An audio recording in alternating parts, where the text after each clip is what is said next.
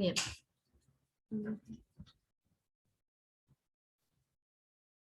Bien, voy a empezar a compartir de nuevo.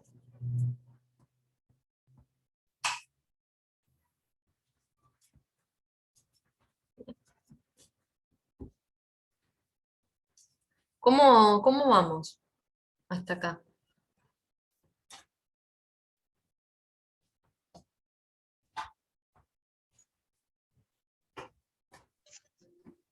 Bien, profe. Bueno, bien. Entonces, en asexual tiene poca variación genética, ¿puede ser? Son más Exactamente. energéticos. Pero, Y en sexual. claro, gastan menos energía y tiempo. Ujú. Todo por eso es una ventaja, digamos. Bien. Y a la sexual están asociadas la mitosis y la fisión binaria, la mitosis en células eucariotas y la fisión binaria en procariotas, o sea, en bacterias. Y en la sexual vamos a tener en eucariotas meiosis y en procariotas conjugación, que es lo que vamos a ver ahora. ¿Ahí me ven? Ahí. Bien. Vamos a tener dos tipos de reproducción sexual. Conjugación, que es la transferencia de material genético por contacto entre dos células que se da en bacterias. Y después vamos a tener la fecundación o singamia, que es por la fusión y unión de dos gametos que se da normalmente en organismos superiores, pluricelulares.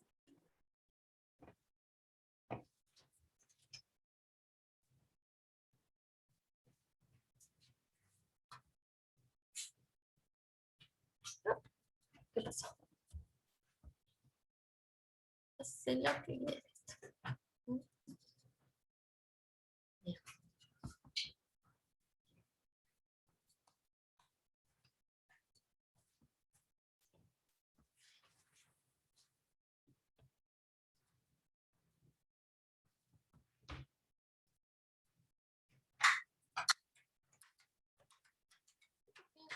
Se me fue el... Bueno, no sé por qué se me fue la visión de la presentación. No alcanzo a ver. Bueno, vamos a seguir así un ratito.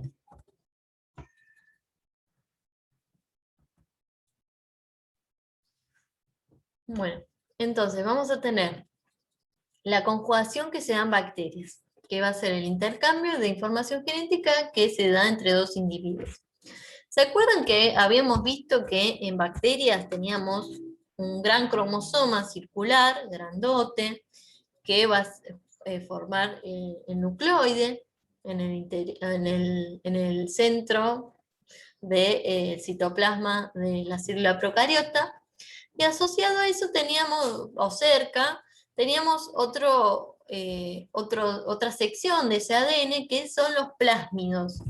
Que el otro día me preguntaban qué era eso, qué era un plásmido. Es como una sección de ADN que tienen las bacterias que va a estar relacionado con la capacidad invasiva que tienen y nosotros siempre hablamos de, bueno, las bacterias adquieren resistencia, evolucionan. Bueno, ¿cómo es que se da estas mutaciones, como avance de estas bacterias si solamente tienen reproducción asexual por fisión binaria? Bueno, justamente se va a dar porque intercambian material genético a través de estos plásmidos. Entonces acá me dice, ¿cuál es la definición de conjugación en bacterias? Dice, transferencia genética entre dos bacterias que requiere un contacto celular, o sea, hay un intercambio entre estas dos bacterias, hay un intercambio de citoplasma con el plásmido, y vamos a tener una bacteria que va a ser donante y otra receptora. Normalmente hay un intercambio entre sí de plásmidos, no es que hay siempre una que recibe y otra que da, sino que hay un ida y vuelta.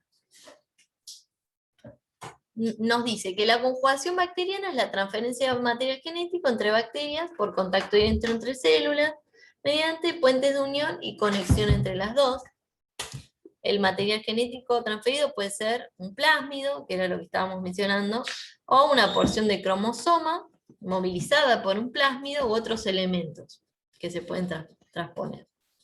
¿Se acuerdan que habíamos hablado que el plásmido tiene esa capacidad de introducirse en el ADN de cualquier otro ser vivo e instalarse?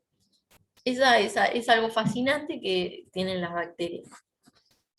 Esta información genética puede brindar a las células receptoras mejoras en su funcionalidad, adaptación. Se sabe que ciertas poblaciones de células con plásmidos conjugativos pueden llevar a la resistencia a ciertos antibióticos. Le dice, bueno, ¿cómo defenderse ante, por ejemplo, la amoxicilina? Vieron que hay mucha resistencia a la amoxicilina. Bueno, esto se da principalmente porque hay mucha gente que utiliza mal los antibióticos. Hay mucha gente que toma, por ejemplo, dice, bueno, me tomo un antibiótico 2 días y se me pasa. Y después deja de tomar el antibiótico. Y dice, bueno, ya está, no lo tengo que tomar más porque ya me siento mejor. No. ¿Vieron cómo hacen los de Instagram? No, no, no, bueno, no.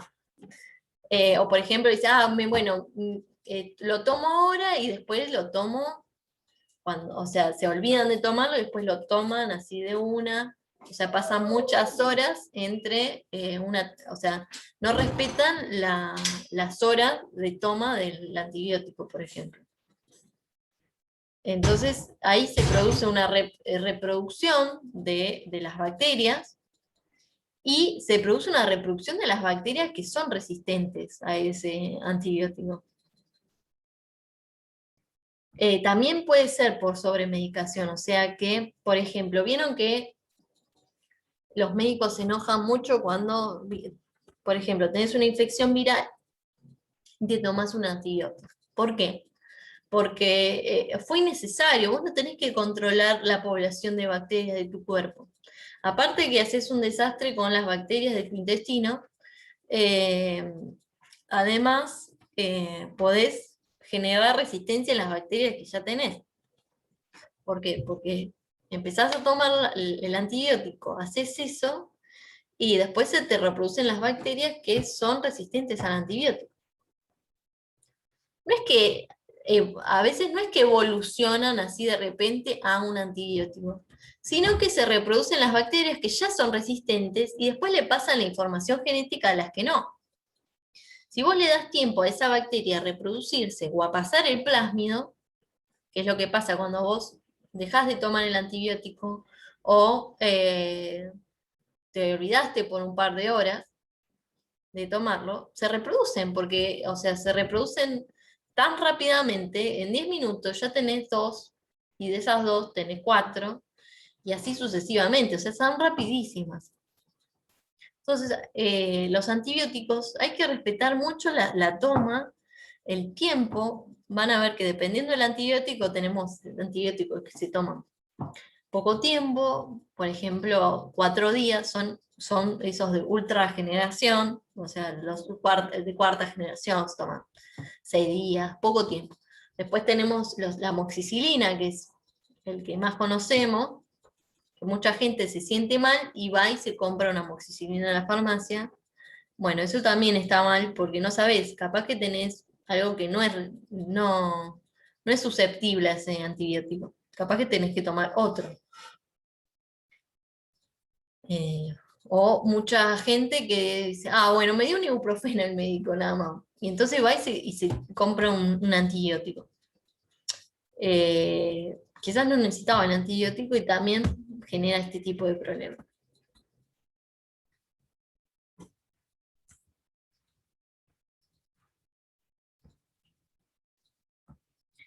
Se me trabó.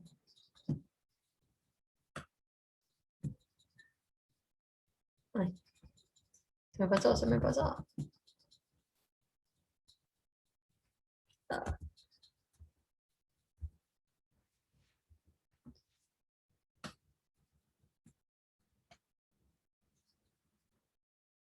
Ay, sí, estoy grabando.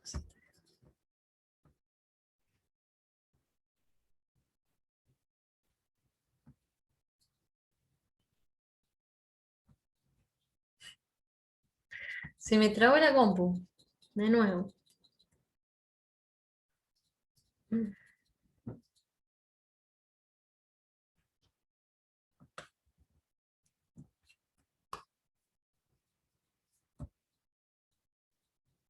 ok.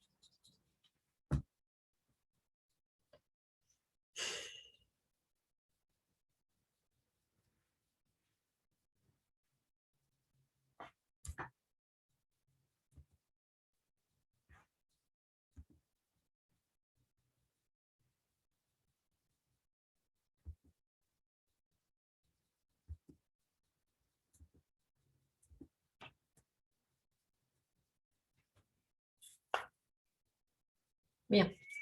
Bueno, entonces vamos a ver que el plásmido, que es la parte móvil, ¿no?, de este ADN, se desarma, estoy transmitiendo área, y se une a la cadena ADN que es transferida a la célula receptora.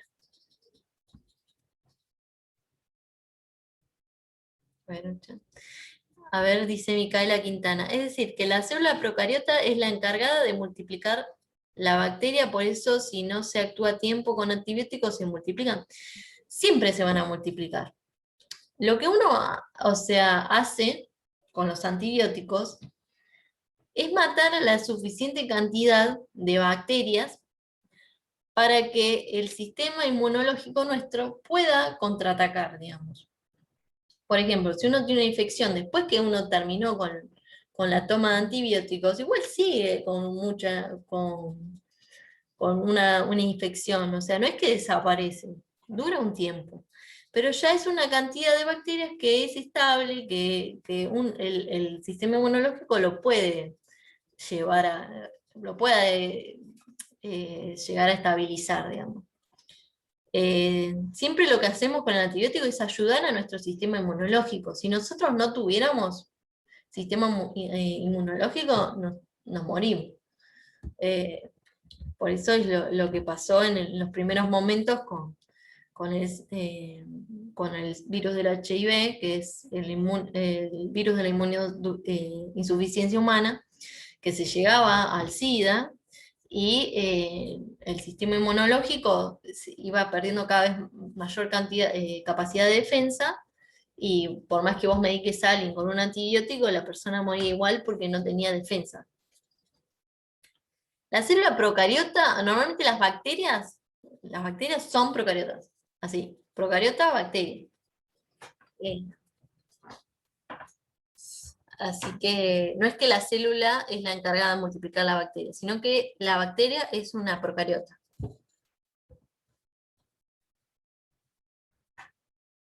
Entonces, ambas células sintetizan una segunda cadena, regenerando un plásmido completo. La célula receptora sintetiza el pilus, que es... ahora ambas células son potencialmente donantes. Una de las consecuencias más importantes en la resistencia a antibióticos es la capacidad de la bacteria de transmitir su información genética a otras células mediante el mecanismo de transferencia horizontal que se denomina conjugación bacteriana. Los genes que codifican la resistencia a una variedad de antibióticos como la penicilina y la tetraciclina se encuentran comúnmente en plásmidos. Cuando una población de bacterias susceptibles está expuesta a un antibiótico determinado, la mayoría de ellas son eliminadas. O sea, si nosotros conservamos la población de bacterias susceptibles al antibiótico, o no dejamos que este plásmido, no alcanzamos a que este plásmido se lo puedan pasar, porque las matamos. Suena re cruel, pero no nos conviene que se reproduzcan de más. Permitimos que puedan seguir funcionando los antibióticos. Bien. Bueno, después tenemos la reproducción a nivel celular. Profe, ¿Qué rayos es esto? Mi público espera que resuelva el misterio, Bob. No puedo...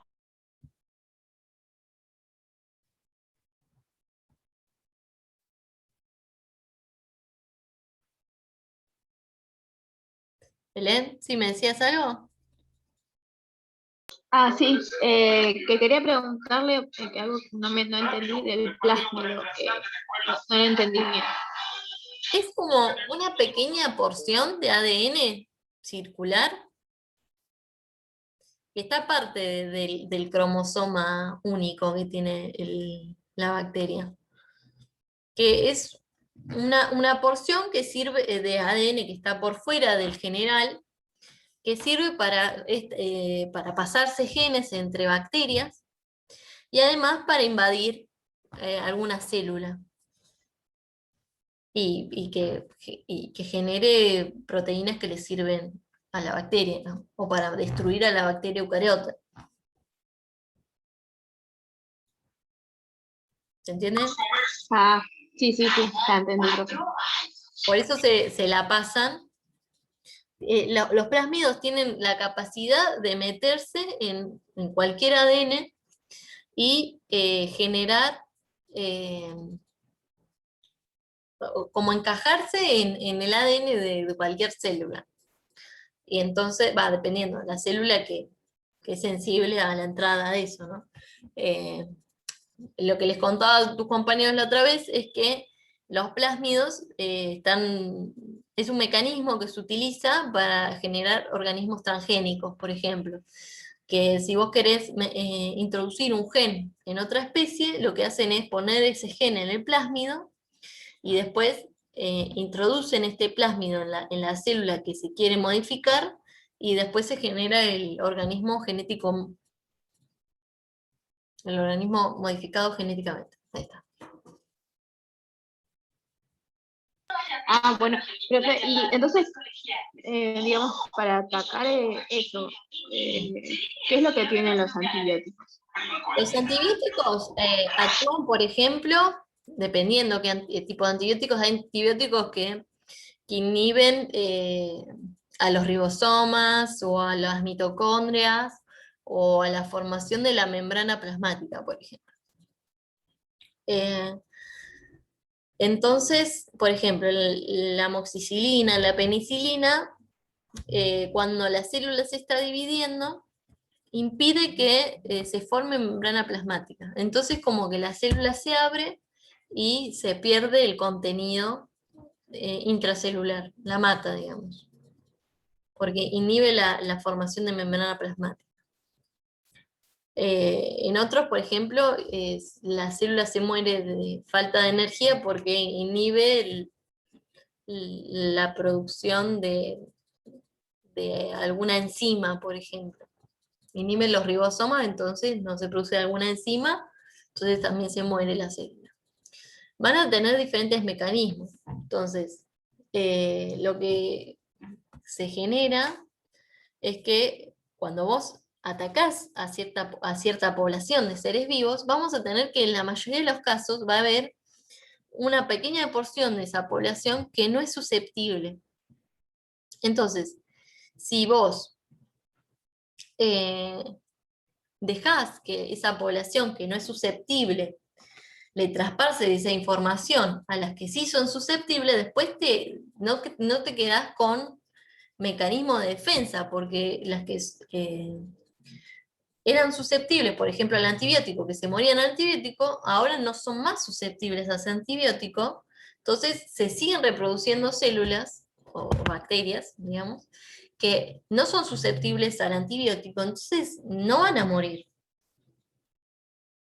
Entonces, si vos dejás periodos en que no actúa el antibiótico, permite que las células que tienen resistencia al antibiótico le pasen el plásmido o se reproduzcan. Profe, por eso sería más complicadas las infecciones intrahospitalarias, digamos. Exactamente, porque la mayoría de las bacterias son ya resistentes a los antibióticos. Sí. Bueno, una de O las... sea que para un paciente trasplantado con deficiencia inmunitaria sería mortal.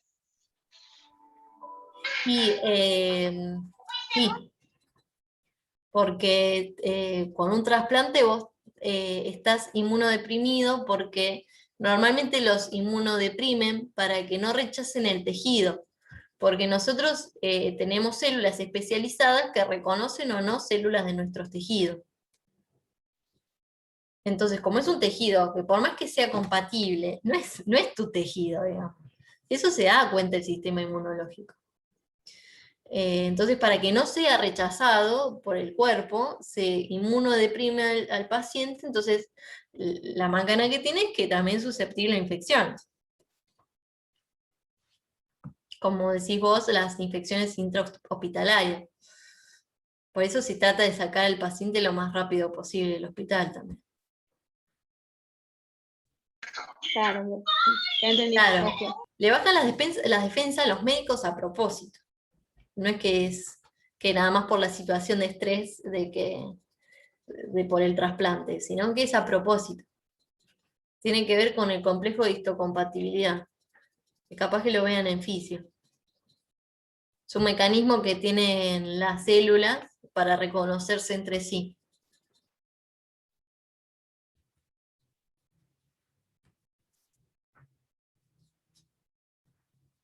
A ver si me anda la compu. Está bien.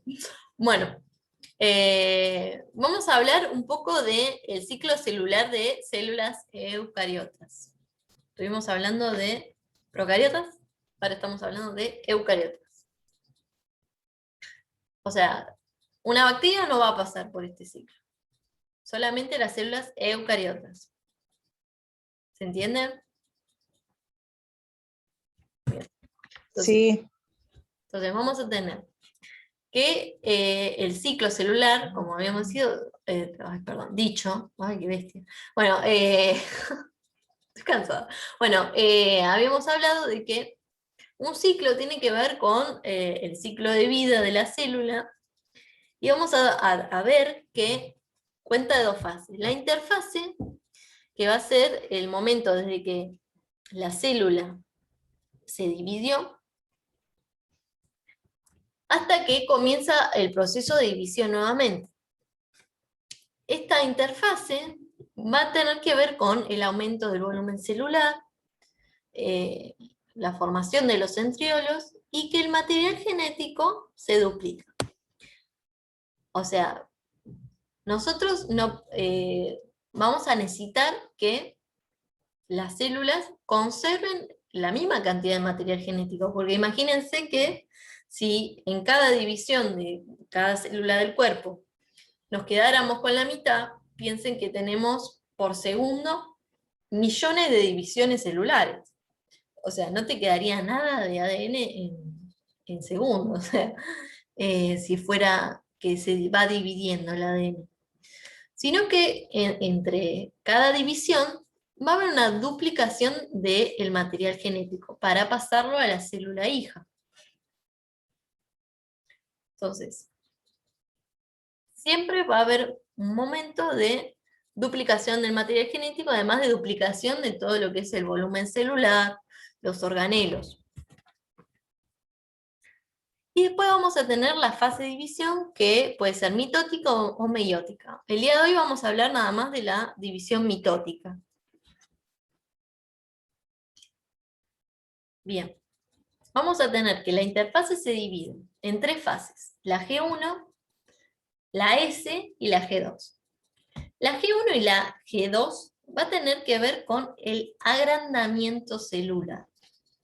La G tiene que ver con un término que tiene en inglés que significa agrandamiento, o sea, o crecimiento celular. Entonces, las dos fases G van a tener que ver con esto, con generación de contenido celular. O sea, va a haber mayor cantidad de formación de orgánulos celulares, volumen citoplasmático y toda la maquinaria enzimática necesaria para después la división celular. Y el periodo S va a tener que ver con el periodo de síntesis. Va a ser el momento en que el ADN se duplica o se sintetiza.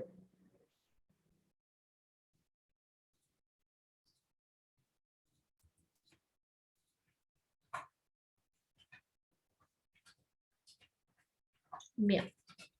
Entonces, nos dice que la interfase va a contar con la fase G1, en donde la célula aumenta de tamaño y contenido de organelas. Después vamos a tener el periodo S, en donde se produce la síntesis de ADN y el inicio de la síntesis, de la replicación de centriolos. Los centriolos van a estar encargados de fijar, van a ser los encargados de transportar lo que es todo el contenido genético de un lugar al otro de la célula. O sea, en el proceso de división van a repartir el material genético correspondiente a cada célula hija, digamos. Eso lo vamos a ver ahora cuando veamos el dibujito. Y después tenemos la fase G2, en donde se acumula ATP, que era esta molécula de alta energía que estábamos hablando. O sea, en un proceso de división, imagínense que se requiere mucha energía. Y vamos a tener producción de tubulina, que era una proteína que va a estar formando lo que es el microesqueleto de la célula, y va a ser el encargado de repartir también los organelos citoplasmáticos y el contenido génico a cada célula. Bien, después tenemos la división por mitosis, que es la división del contenido nuclear, que se divide en profase, prometafase, metafase, anafase y telofase.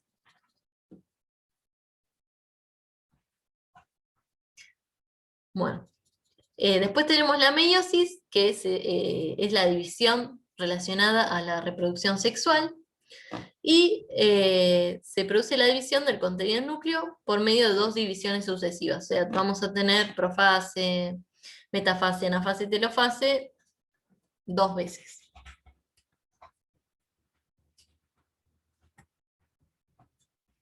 Bien, faltan 10 minutos.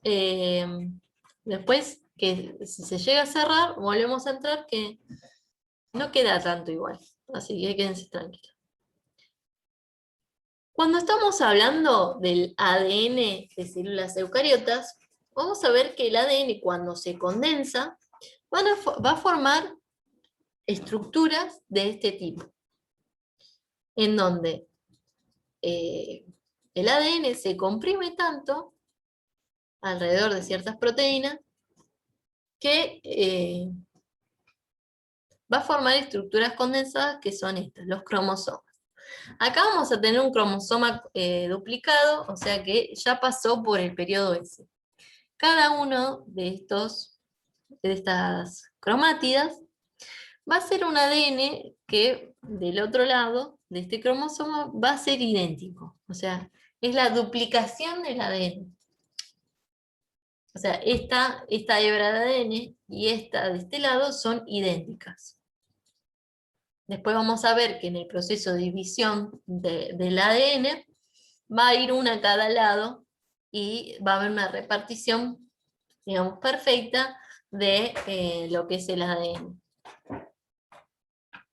Vamos a tener 2 cromátidas, una de cada lado, que se llaman cromátidas hermanas, porque van a tener el mismo ADN.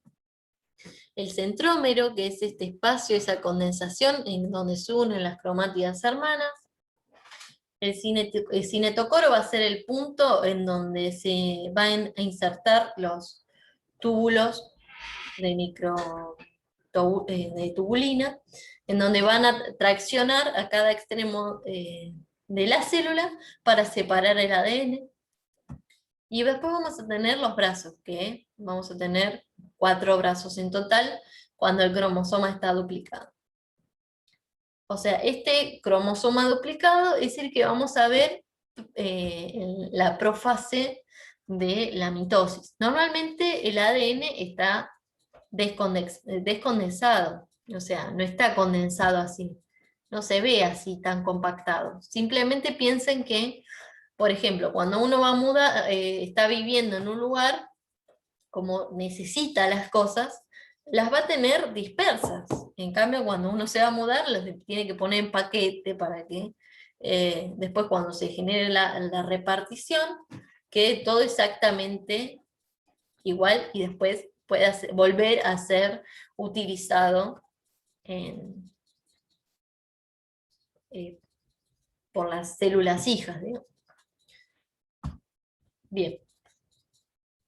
¿Se entendió un poco la metáfora? ¿Esto se entendió algo de esto? Los humanos tenemos 23 pares de ADN, no de ADN, ay Dios, de cromosomas, perdón.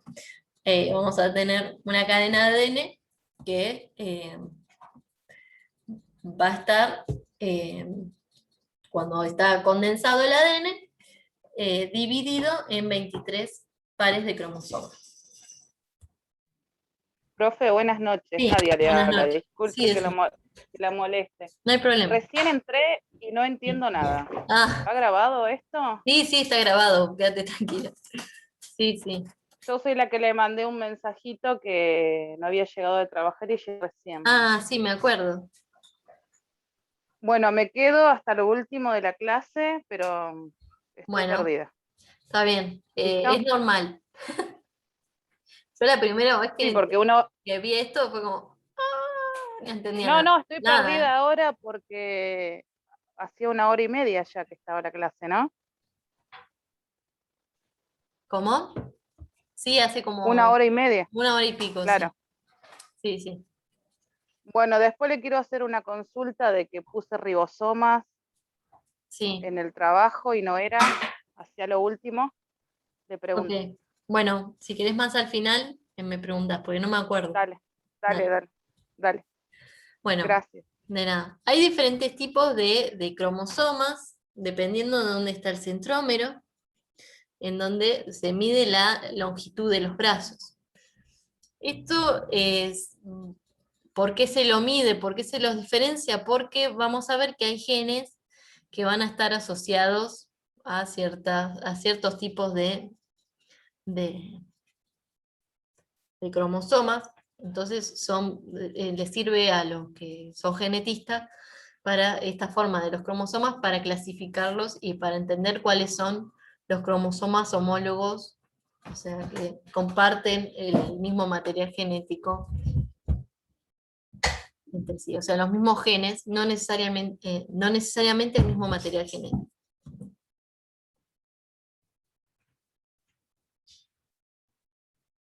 Profe, entonces por esto los hermanos tienen el mismo material genético de ADN, digamos, o cambian. Claro,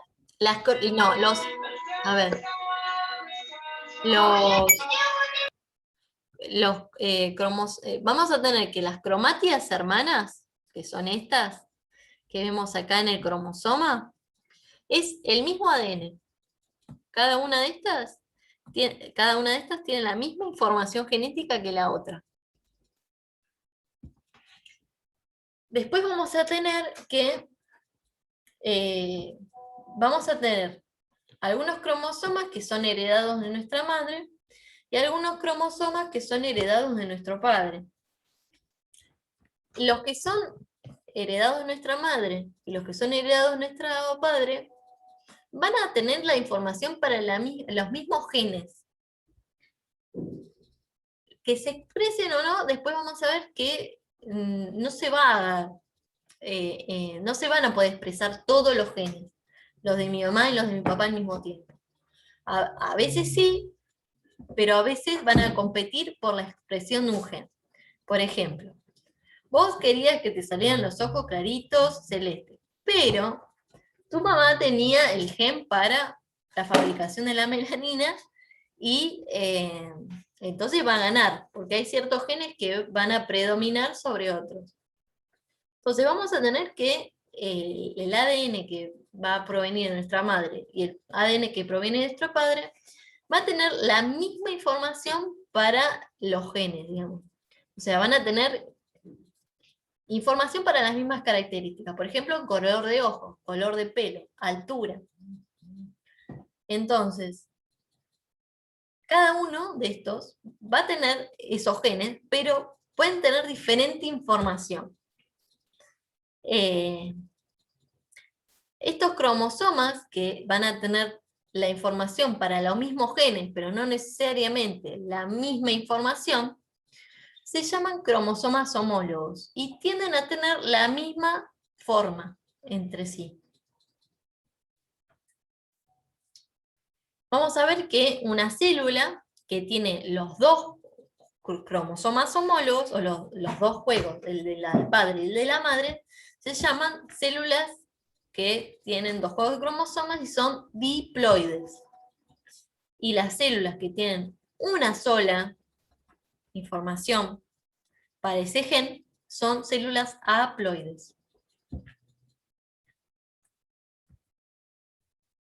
Este va a ser el cariotipo humano. Acá tenemos un solo cromosoma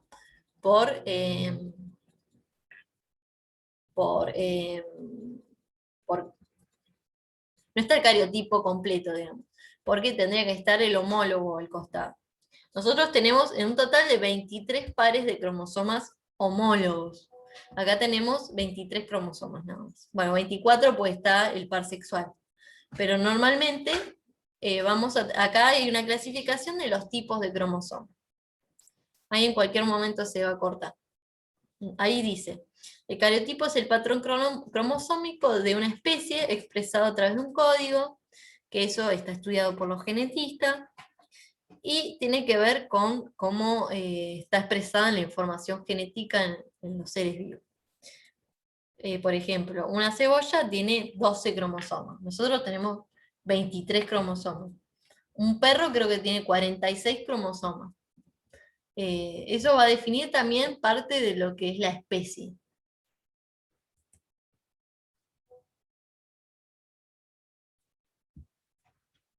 Vamos a tener diferentes grupos, por eso se supieron cómo clasificar los cromosomas homólogos, dependiendo de la forma que tienen. Hay diferentes tipos de grupos